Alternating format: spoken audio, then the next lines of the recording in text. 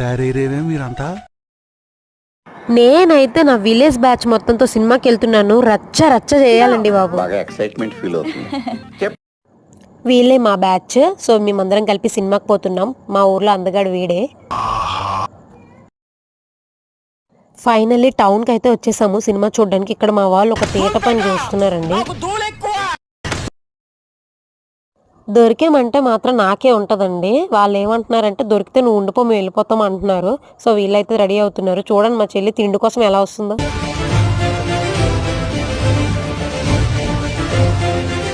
మీరేంటో మీ విధానాలు ఏంటో.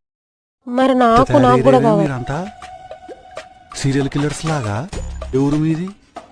ఎంతమంది దగ్గర మీరు బ్యాచ్? మేమైతే ఒక 7 మెంబర్స్ని దిగినామండి సినిమా చూడడానికని. ఇదిగోండి స్నాక్స్ అంతా ఇందులో పెడుతున్నారు తెలియకుండా. పట్టట్లేదు. ఇదేమో వాడికి ఇచ్చాను. వాడేమో ఎక్కడ పెట్టాడు చూడండి.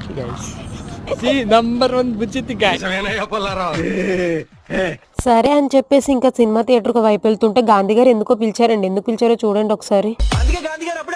ఏమన్నారు?